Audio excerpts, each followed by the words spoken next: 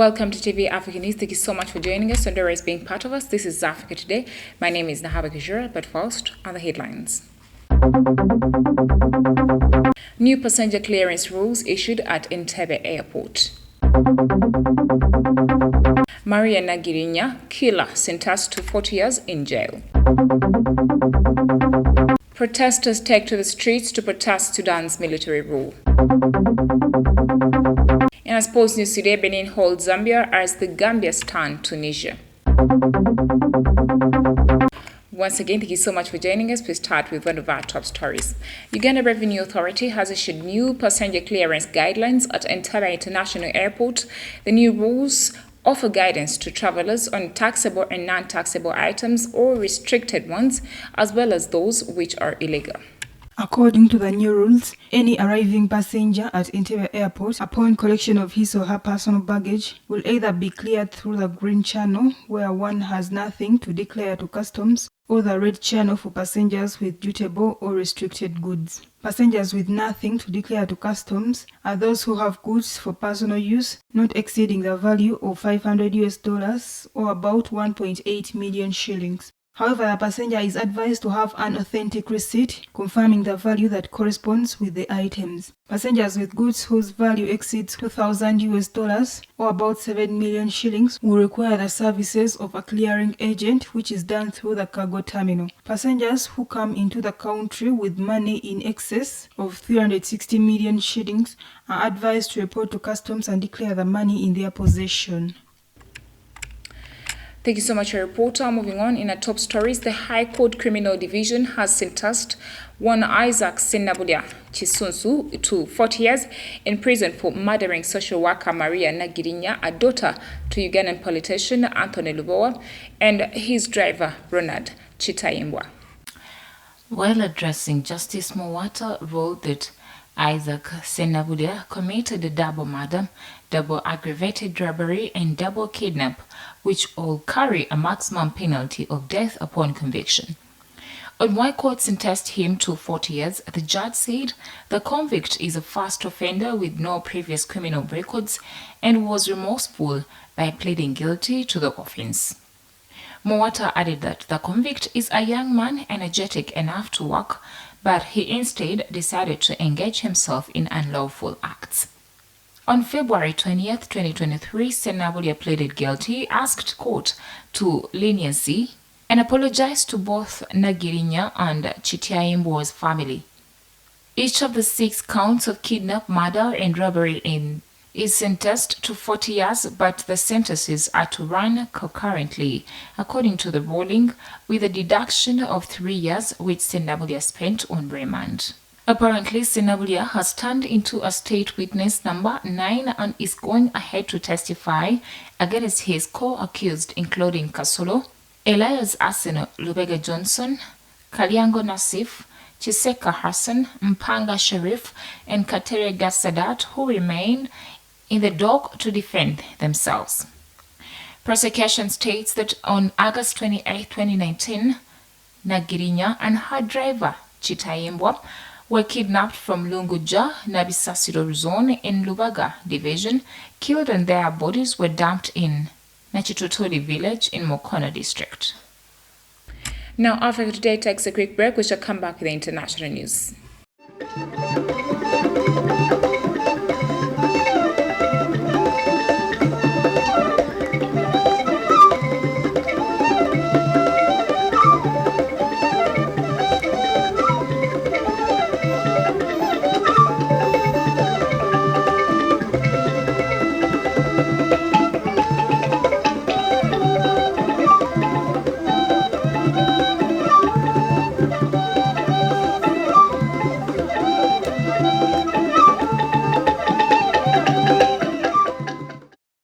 Welcome back for the break. You're still watching TV Africa, the Brighton. In international news, hundreds of Sudanese protesters took to the streets of Khartoum on Tuesday, demanding the ouster of the country's military rulers and rejecting a deal from the late last year for the gradual transfer of power to civilian leaders. Our reporter Nadugu has more.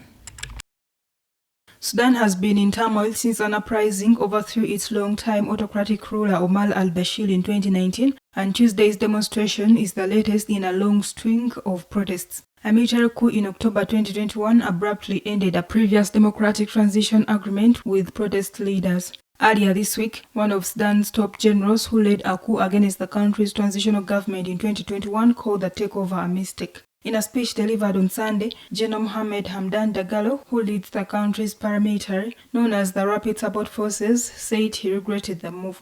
Tuesday's protest was led by the resistance committees, a grassroots that has steadfastly rejected any negotiations with Sudan's military leaders, General Abdel Fattah Burhan and General Dagalo. The protest group has called for both men to be tried in court. Thank you so much for reporting, Alugo. Moving on, the first European Union Kenya Business Forum concluded this Wednesday in the capital, Nairobi. The forum brought together for 2 days more than 500 participants ranging from politicians, business executives, experts, and diplomats. We have more. On Tuesday, Kenya's President William Ruto participated in the signing of an EU funding package for Trademark Africa to facilitate a 5-year program that will boost Kenya's exports and support the government in creating a positive business environment. The funding package is worth $27 million, bringing together both the public and private sectors of Kenya alongside European financing institutions with the overall aim of achieving a sustainable growth of exports, including transport and logistics. At the moment, the European Union is the largest destination for Kenya's exports. In 2021, European markets accounted for $1.3 billion worth of products. Away from that, South African President Cyril Ramaphosa participated in the opening ceremony for the trilateral naval drills involving Russia, China, and South Africa. Now, the naval exercise named Mosi II is taking place off South Africa's Indian Ocean coast. Our reporter has more. Speaking on the opening ceremony, Russian Navy Commander Admiral Nikolai Yevmenov reaffirmed the close ties and high level of cooperation among the three countries. According to the South African government, at least 350 members of South Africa's Navy and other military branches are participating in the exercise, the second time since 2019 the three countries organized naval drills. South African President Cyril Ramaphosa said that the South African Defence Force is guarding vital infrastructure against those who would endanger the security of the state to advance their own personal interests.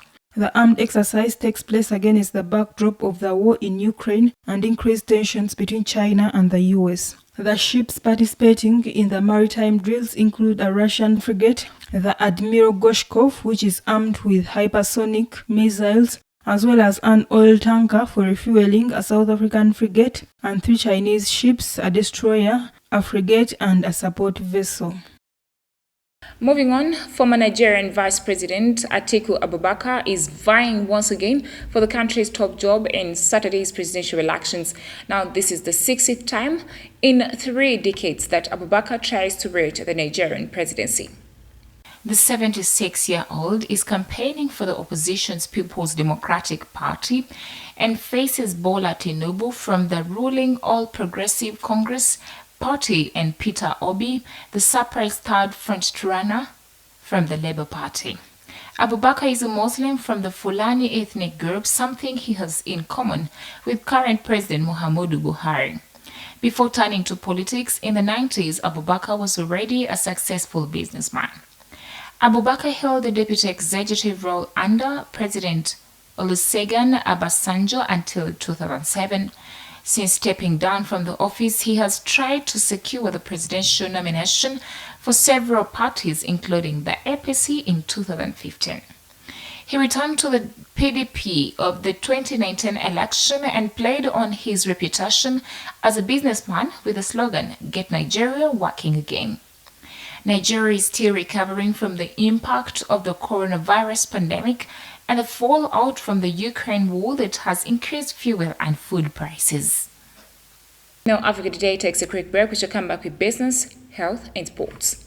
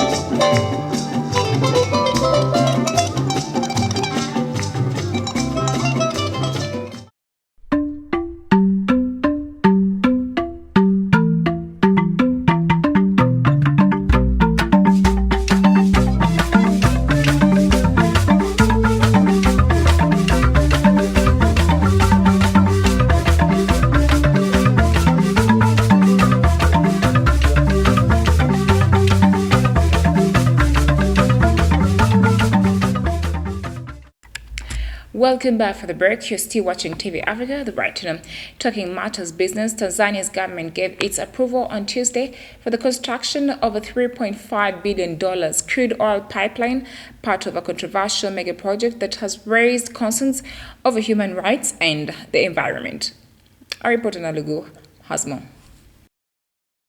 The 1,443-kilometer pipeline will transport crude from vast oil fields being developed in Lake Albert in northwestern Uganda to a Tanzanian port on the Indian Ocean. The pipeline required approval from both countries, and last month, Uganda issued a license to the project operator, the East African Crude Oil Pipeline. The $10 billion oil fields and pipeline project has run into strong opposition from rights campaigners and environmental groups that say it threatens the region's fragile ecosystem and the livelihoods of tens of thousands of people. It is being jointly developed by the China National Offshore Oil Corporation and France's Total Energies, along with the state-owned Uganda National Oil Company.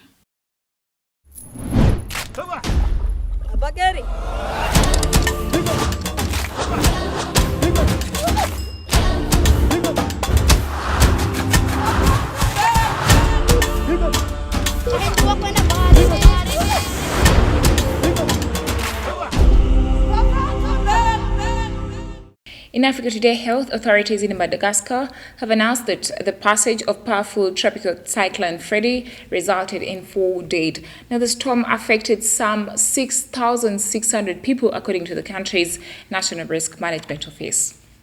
The powerful gusts of wind reached around 130 kilometers per hour, contrary to last year's cyclone, Basirai cyclone. Freddy did not bring as much rain as expected.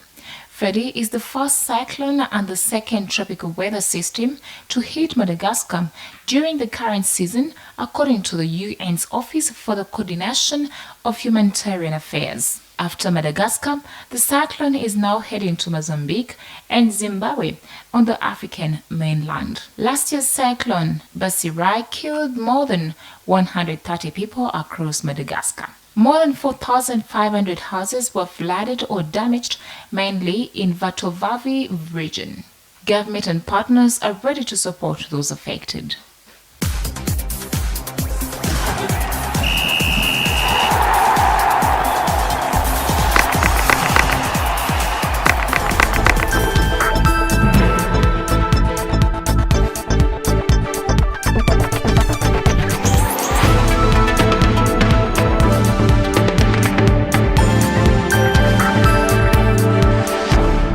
In a sports news today, Zambia had to fight hard to secure a point against Brazilian Benin as the two faded off in a Group C encounter on Tuesday at the ongoing Under-20 African Cup of Nations.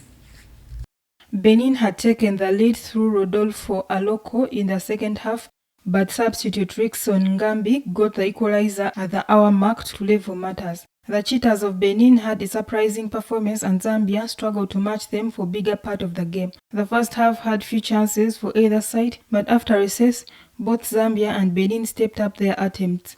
In the 57th minute, Aloko fired Benin into the lead with the attacking midfielder turning his marker in the area before poking an effort past goalkeeper Jeban Tembo. The lead was, however, short-lived, with Zambia getting the equalizer 3 minutes later through Rickson Ngambi. In the other Group C game, the Gambia stunned Tunisia, winning 1-0 to take early lead in the group. Thank you so much, reporter. It is at this particular time that I thank you for joining us and always being part of us. Don't forget to subscribe to our YouTube channel. We should keep updating you. It is TV Africa, the right to know.